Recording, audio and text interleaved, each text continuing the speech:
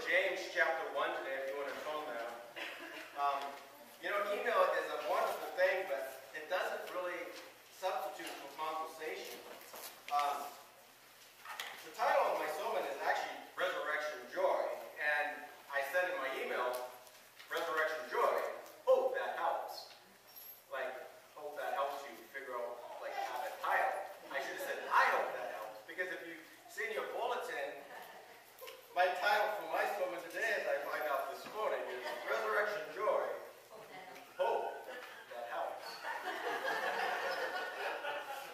I was debating on if I should just roll with that, and I think it fits, so that's probably why I ended up Resurrection Joy. What is resurrection joy? How do I have it? James gives us a pretty profound command here. And at times it's very hard to carry this command out. And we're going to look into this morning how we can do that. I have some personal experience with this. I suffer from chronic migraines. I've had them for, my wife and I were trying to figure out how long. At least 4 years, maybe 5. And it tends to be a mystery. Can't figure out why. I'm actually doing some other things. This week I went to an acupuncturist because I thought, I haven't tried that. Might as well just give it a shot. See what happens. Well, I went to the acupuncturist and he made me feel worse. Yesterday I was just I went there yesterday morning feeling semi-okay, and then for the rest of the day I just felt terrible. Rejoice. Consider it all joy. That's what James tells me to do. If I just start focusing on my problem, my migraines, it's not a very joyful situation. I'm sitting there and I'm listening to all the prayer requests, all the needs, all the reasons to grieve. Those many. Because we live in a fallen world. We live in a time where sin is prevalent. How can we have joy in these times? Well, first we're going to have to define joy. And second, we're going to have to look at what our perspective of life is and what we expect. Because if we're expecting the wrong things, and if we have the wrong perspective, then we're not going to be able to have joy. In verse 1, it says, James, a bondservant of God and of the Lord Jesus Christ. I want to stop right there. This is James, the brother of Jesus. The brother of Jesus. Half brother. But still, the brother of Jesus. How does he open his letter? James, and we soften this in our translation. This Greek word is not two word, not bondservants, it's doulos, which means slave. James, the slave of God and of our Lord Jesus Christ. Ask yourself this question. I ask myself this question whenever I start to complain about my migraines. Who am I? Who am I? In relation to my Heavenly Father, who am I? I'm precious, I'm loved, I love to think about those things. But do I consider myself a slave?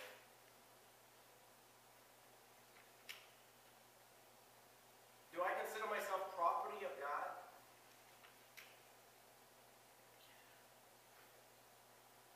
You see, as I start to think about these things, it starts to change my perspective.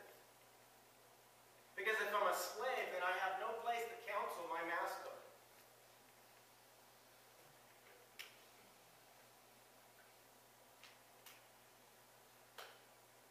If I'm an equal, then I have all the opportunity. And that's what I tend to want to do. God, why do I have this? God, don't you have something better for me? Why don't you take these away? It'd be so much better if there was this, this, and this. Don't you know what's best for me?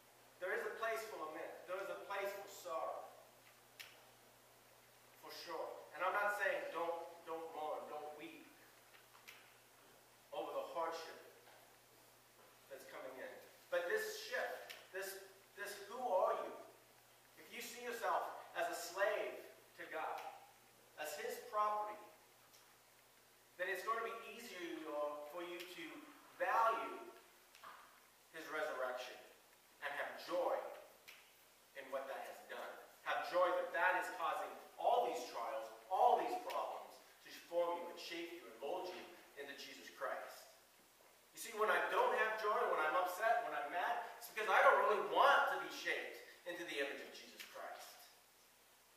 I want to be comfortable. I want to have no more pain.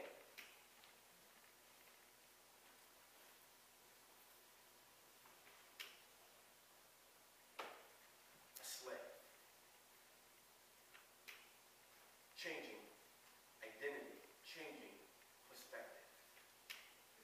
James, a bondservant of God and of the Lord Jesus Christ. To the 12 tribes who are dispersed abroad, greetings. To the 12 tribes dispersed abroad, greetings.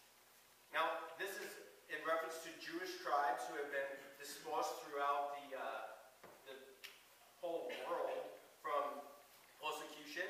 But I think this is also to Christians who have been dispersed in the persecution that just had become on the church, and they scattered and they went everywhere.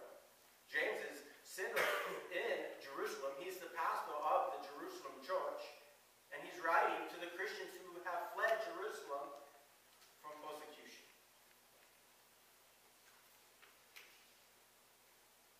They're dispersed abroad. They're not home. And this is the second perspective that we must shift, that we must grab hold of, is that this world is not our home. We're just passing through. Our treasures are laid up somewhere beyond the blue. The angels beckon us from heaven's open door, and we can't feel at home in this world anymore. What is home to you? What do you feel at home? Is it here? Or are you looking to the new heaven and to the new earth where we will spend eternity with the one who made us?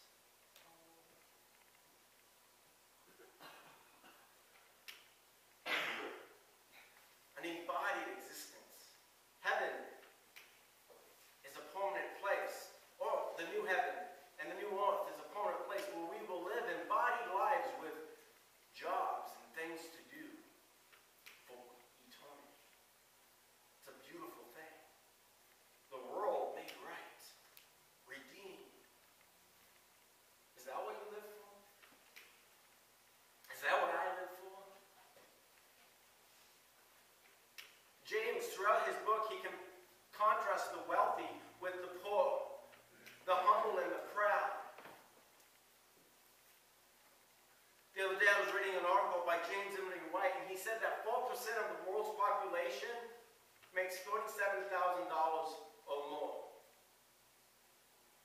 I had to ponder about that because growing up, and my whole life, and even my short adult life, well, it's getting longer every year, but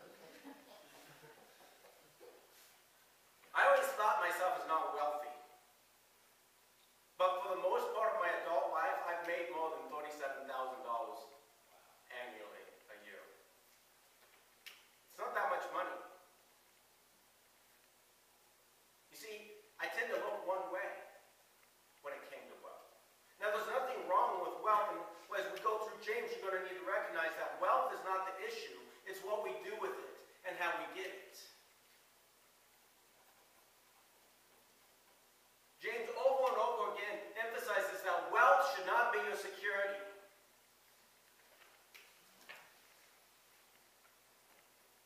Wealth should not be your pursuit.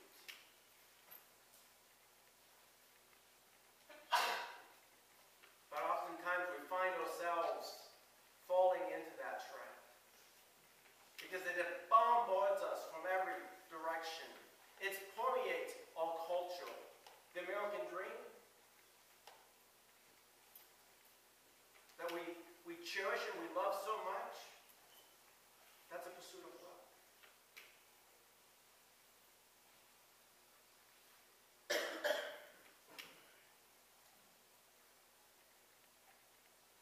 We must ask ourselves, I must ask myself, where is my heart?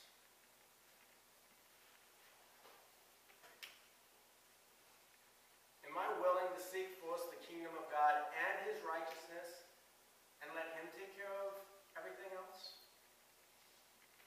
Or am I going to preoccupy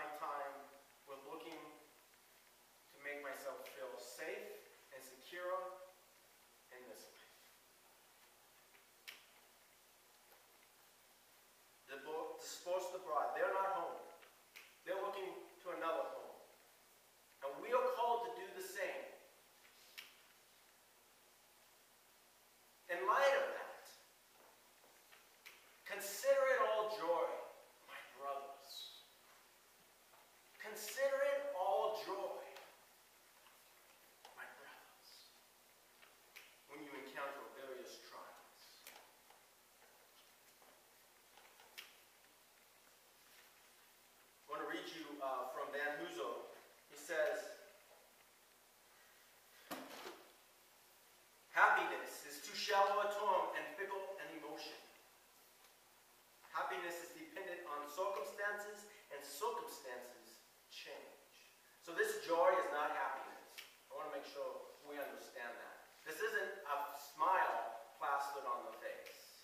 This isn't necessarily an emotion.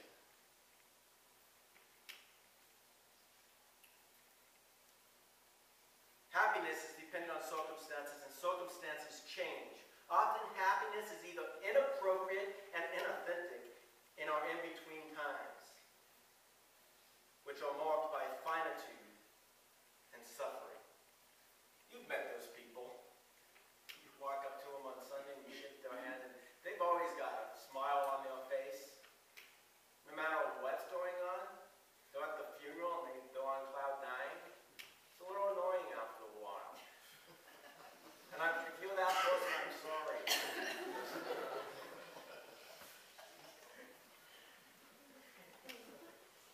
Happiness is not what we're looking for, but it's sometimes what we expect. And sometimes when we read this verse in James, that's what we think. But that's not what James is talking about here. James is talking about resurrection joy. Van Husel says, by the way of contrast, resurrection joy is a mood, a way of being attuned to the world. Remember I just spent 10 minutes talking about perspective? To have resurrection joy in that mood, that perspective has to change. We can't see this world as our home. We can't see ourselves equal with God, therefore his counselor. It has to change.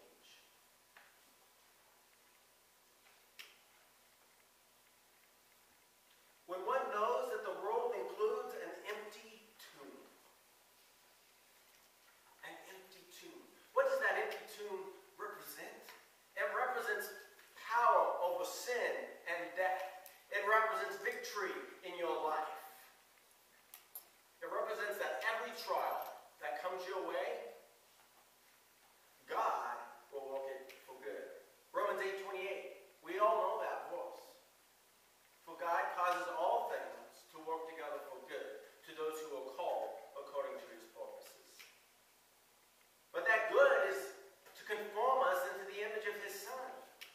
And if we don't have the right perspective, if we don't see that being conformed to the image of his Son is our heart's desire, but if we have the perspective of this world is my home, and I want to be comfortable here, and I want to live life to the fullest here,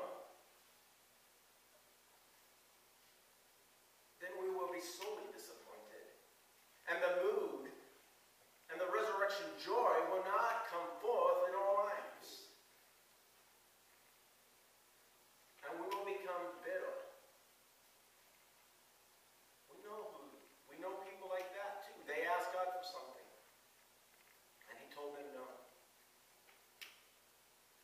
And now they won't have anything to do with it.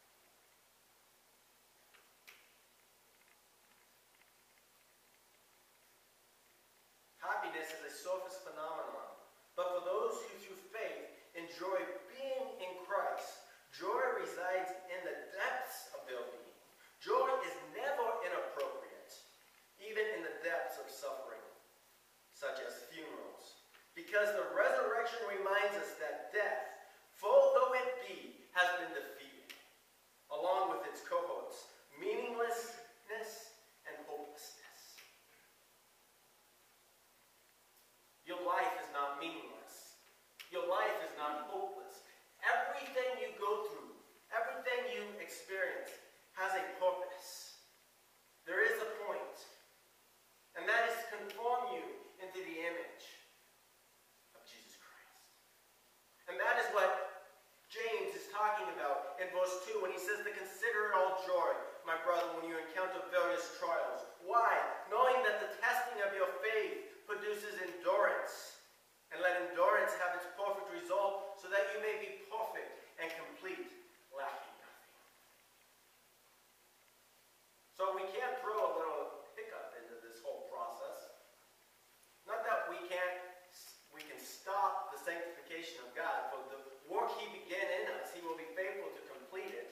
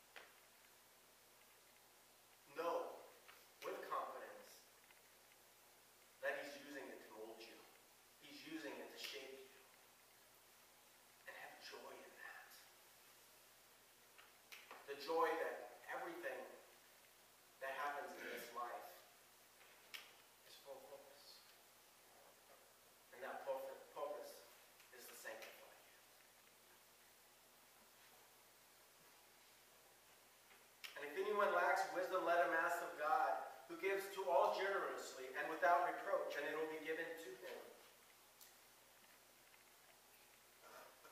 Wisdom. Knowledge applied. The Holy Spirit is the main conduit of wisdom in our lives. He's the one that interprets the Scripture for us. He opens our eyes so that we understand the truth. He's the one that empowers us to apply it.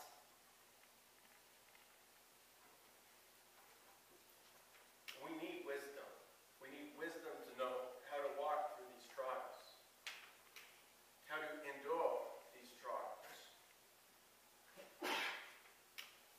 But he must ask in faith without doubting, for the one who doubts is like the soul of the sea, driven and tossed by the wind.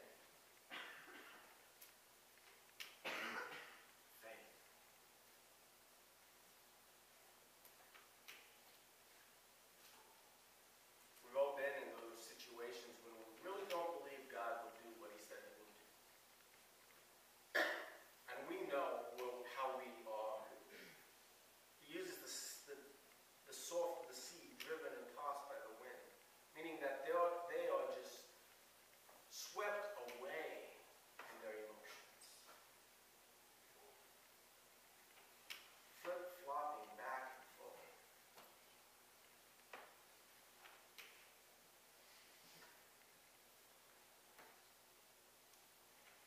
Whenever I read this, I think of the man who comes up to Jesus and says, "Help my unbelief." Because faith does not come from inside you. Faith is not something that you muster yourself.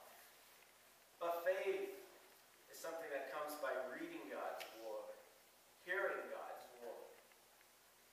It's a gift from God.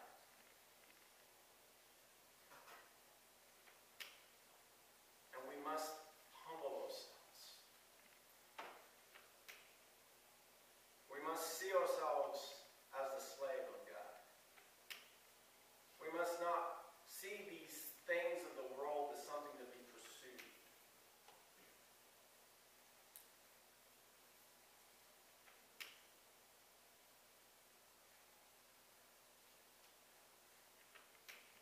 And when we humble ourselves, we will receive things from the Lord. But if we stay in our mode of doubting, if I continue to doubt the goodness of God, and to continue to think that He's not going to come through, and that He doesn't have my best, and that He's not giving me what I want, I ought not to expect that I will receive anything from the Lord in verse 7.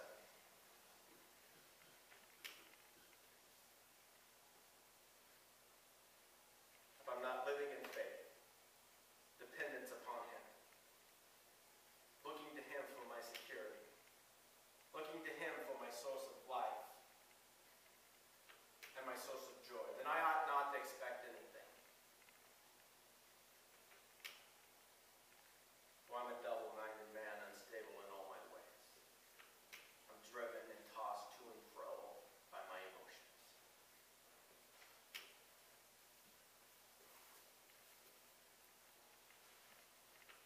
But let the humble man, or the brother of humble circumstances, glory in his high position.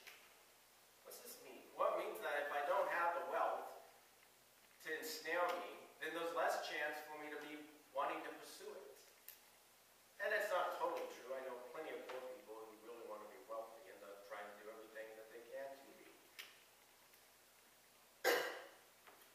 But there is a dependency upon the Father, upon God, when you don't have the means to pay your bills. I've been there. And it is a literal walking by faith. You're going to come through, right? This happened when coming to school. I have a house back in Sequim, Washington, and I told God, well, I really want to go to school. I think this is a great idea. I know I'm confident you're in it. But if I don't rent my house, I'm not coming. Because I feel like it would be negligent to default on my loan. Right? Not a good steward. There's always tensions here. A week before, I was thinking I wasn't going to go.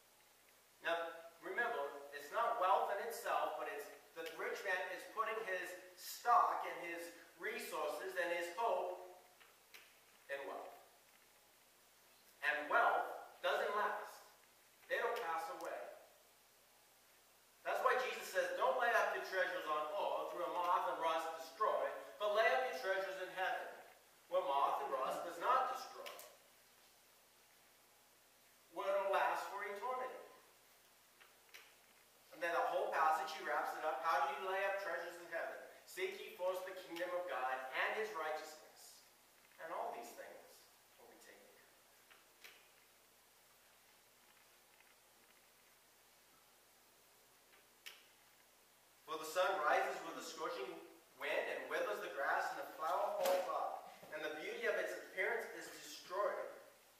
So too with the rich man in the midst of his pursuits will fade away. The American dream, that's temporary. That's, in a lot of ways, pointless toil. The kingdom of heaven, that's eternal. What's your perspective? What are you pursuing? Do you consider yourself a slave to God?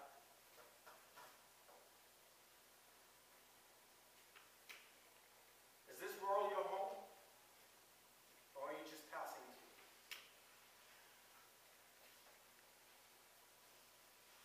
Blessed is the man who perseveres under trial, for once he has been approved, he will receive the crown of life, which the Lord